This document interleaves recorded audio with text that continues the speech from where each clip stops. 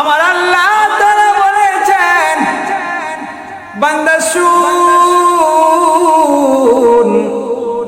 তুই দিলটার কান দিয়ে শুনে নে, যখন ইসরাফিল সিংহায় ফুৎকার দিবে গো,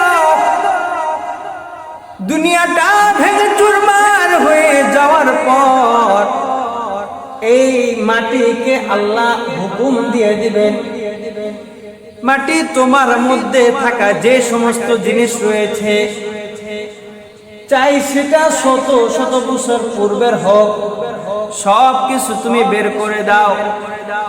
আমার আল্লাহ তাআলার হুকুম হয়তো তুমি নাফরমান বান্দা হয়তো আদায় করতে দেরি করো, কিন্তু কাল কিয়ামতের দিন তুমি শুনে নাও, যখন আল্লাহ তাআলা বলে দিবেন ওয়া হুমিলাতিল আরদু ওয়াল জিবালু ফাদুক্কাতা দাক্কাতাও ওয়াহিদা, তখন ওই পাহাড় পর্বত থেকে শুরু করে মাটির মধ্যে যত কিছু রয়েছে, আমার আল্লাহ তাআলা হুকুম দেওয়া মাত্র সব কিছু বের হয়ে যাবে। লা জিদ্দা ওয়ালা নিদ্দা ওয়ালা হাদ্দা লিমাওলা, লা জিদ্দা ওয়ালা নিদ্দা ওয়ালা হাদ্দা লিমাওলা, الآن كما كان ولم يلق زوالا، الآن كما كان ولم يلق زوالا। নুতফা নামক নাপাক পানি তোমার সৃষ্টি মূল, নুতফা নামক নাপাক পানি তোমার সৃষ্টি মূল, সুপরিমিত করতে আল্লাহ করেনি তো কোনো ভুল। চোখের জায়গা চোখ ছিল ভাই, নাকের জায়গা নাক, কানের জায়গা কানে ছিল তোর, জবান ছিল ফাঁক। চোখের জায়গা চোখ ছিল ভাই, নাকের জায়গা নাক, নার দিয়ে তোর হার দিল, জবান ছিল ফাঁক। দুনিয়াতে যখন এসেছিলে তুমি ছিলে বড় অসহায়, পিতা মাতা দিয়ে ইহসান করে আল্লাহ হলেন সহায়। নিজে শক্তিতে চলতে পারনি, অন্য দিলেন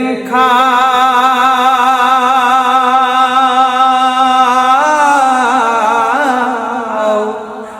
আজকে তুমি ক্ষমতার বলে কত বড়াই দেখাও, বন্ধু আজকে তুমি ক্ষমতার বলে কত বড়াই দেখাও। বাড়ি গাড়ি জমিদারি নারী আর সম্পদের পাহাড়, কবর হাসর পুলসিরাত মিজানে করবে না তো পার। এসো বন্ধু আর দেরি নয়, জপি তার নিরালায়, তিনি মালিক তিনি খালিক, সবাই মিলে জিকির করি লা ইলাহা ইল্লাল্লাহ, লা ইলাহা ইল্লাল্লাহ, লা ইলাহা ইল্লাল্লাহ, লা ইলাহা ইল্লাল্লাহ, লা ইলাহা ইল্লাল্লাহ মুহাম্মাদুর রাসূলুল্লাহ সাল্লাল্লাহু আলাইহি ওয়াসাল্লাম। সম্মানিত হাজিরিন, এই ফিতনা ফাসাদের এক সময়ে, এই কঠিন এক ফিতনার যুগে সমস্ত কাজ কাম থেকে যে রব্বুল আলামিন আমাদেরকে ফারেক করে দ্বীনি কিছু কথা শোনার বলার তৌফিক দান করলেন, সেই মহান রব্বুল আলামিনের দরবারে অন্তর থেকে শুকরিয়া আদায় করে আলহামদুলিল্লাহ। আরো জোরে শুনতে চাই আলহামদুলিল্লাহ। আপনারা কি বেজার? আল্লাহর ঘরে আসার তৌফিক যিনি দিয়েছেন সেই মহান রব্বুল আলামিনের শানে কিছু কথা যদি শুনতে পারেন, এই জন্য কি আপনারা বেজার?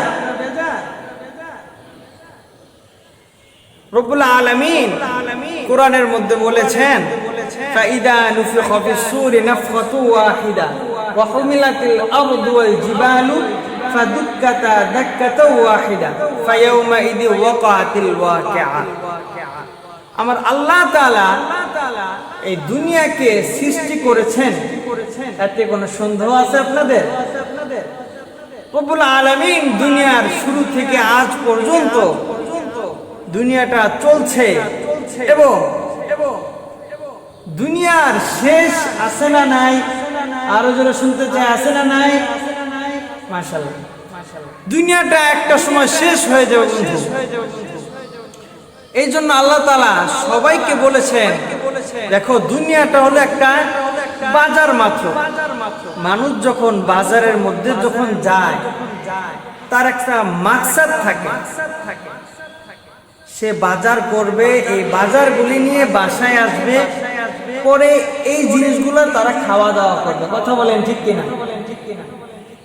তো যদি মনে করেন আপনি বাজারে গেলেন, আপনি টাকা পয়সা দিয়ে বাজার করে ব্যাগটারে ভর্তি করে ফেললেন, যখন বাজার থেকে বাড়িতে আসবেন তখন আপনার ব্যাগটা রাস্তায় হারিয়ে গেল, তো আপনার অবস্থা কি হবে? ঠিক তেমনি ভাবে এই দুনিয়ার মধ্যে আপনাকে আল্লাহ তাআলা যে পাঠাইছেন, পাঠানোর পর রব্বুল আলামিনের দরবারে আবারও আপনি ফিরে যাবেন, তখন আপনি কি নিয়ে যাবেন? দুনিয়াটা একটা বাজার মাত্র। এটাকে বলা হয় আদ-দুনিয়া মাজরাআতুল আখিরাহ। দুনিয়াটা আখিরাতের একটি বাজার। তো আল্লাহ তাআলার কাছে যখন যাইবেন আপনি, তখন যদি ওই রাস্তায় হারানোর ব্যাগটার মতো যদি আপনার অবস্থা হয়ে যায়, যে তামাম জিন্দগিটা আপনি গুনাহের মধ্যে কাটিয়ে শেষ করে দিলেন, আল্লাহ তাআলা যখন আপনাকে ডাক দিবে, তখন যদি আপনি যদি আল্লাহ তাআলার কাছে যদি আখিরাতের বাজার ছাড়া যদি কোনো নেক আমল, যদি কোনো সওয়াব ছাড়া যদি রব্বুল আলামিনের কাছে যদি চলে যান, তাহলে আপনার অবস্থাটা কি হবে? একটাবার কি চিন্তা করে দেখেছেন যে আপনার স্থানটা কি হবে? এই জন্য আল্লাহ তাআলা কোরআন শরীফের মধ্যে জায়গায় জায়গায় আপনাকে সতর্ক করে দিয়েছেন। আল্লাহ তাআলা বলেছেন, দেখো ফাইদা নুফিখা ফিস-সূর ফাইদা নুফিখা ফিস-সূরি নাফখাতু ওয়াহিদা ওয়া হুমিলাতিল আরদু ওয়াল জিবালু ফাদুক্কাতা দাক্কাতাও ওয়াহিদা। আমার আল্লাহ তাআলা বলে দিয়েছেন, তোমরা শুনে নাও, দুনিয়ার মধ্যে তোমরা চলাফেরা করবে, ঠিক আছে, তোমাদের কখন কোথায় মৃত্যু হবে কোনো ঠিক ঠিকানা নাই। কথা বলেন ঠিক কিনা? আমার আল্লাহ তাআলা হযরত ইসরাফিল আলাইহিস সালামকে অপেক্ষায় রেখেছেন। কথা বলেন ঠিক কিনা? ইসরাফিল আলাইহিস সালাম তার মুখের মধ্যে সিংহাটা নিয়ে অপেক্ষায় আছেন। রব্বুল আলামিন যখন হুকুম দিয়ে যাবেন, ইসরাফিল আলাইহিস সালাম সাথে সাথে সিংহার মধ্যে ফুৎকারে দিয়ে দিবেন। কথা বলেন ঠিক কিনা?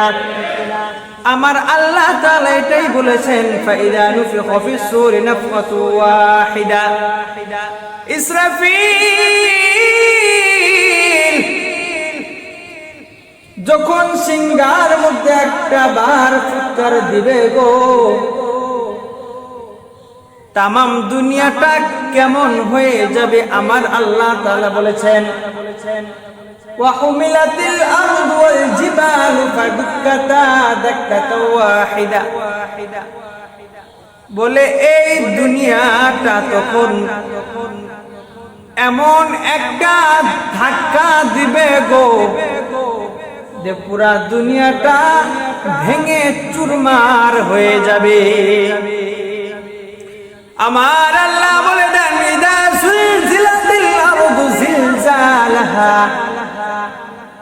যখন এই পৃথিবীটাকে একটি কম্পন সৃষ্টি করে দেওয়া হবে,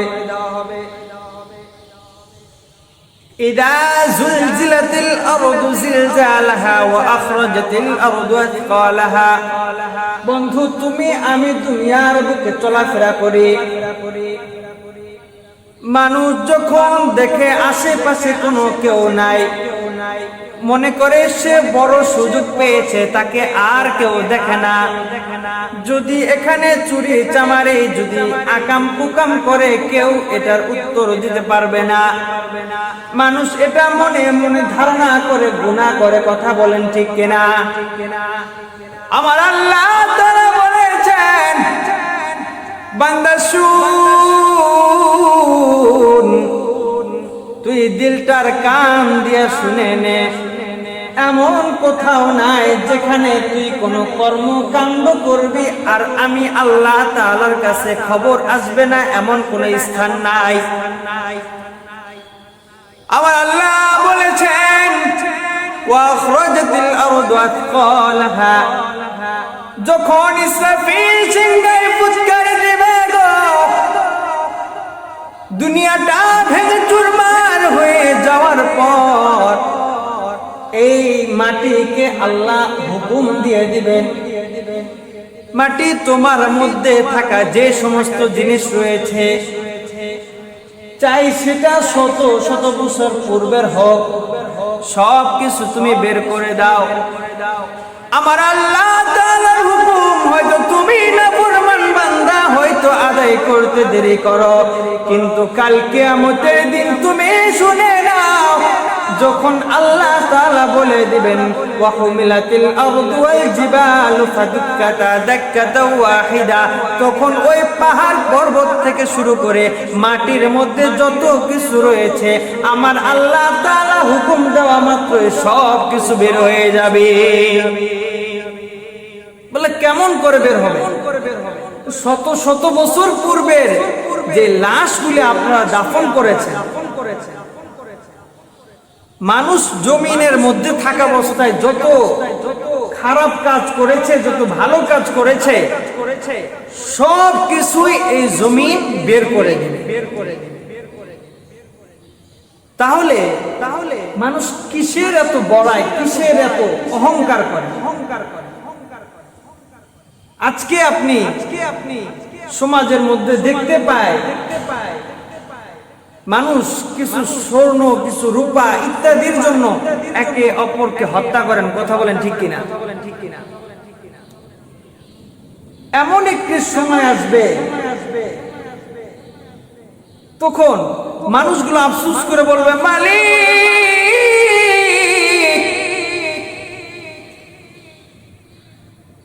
এই স্বর্ণ রূপার জন্য আমি অমুক ব্যক্তিকে হত্যা করে দিয়েছি, আমি এই সম্পদের জন্য অমুককে আমি মেরেছি।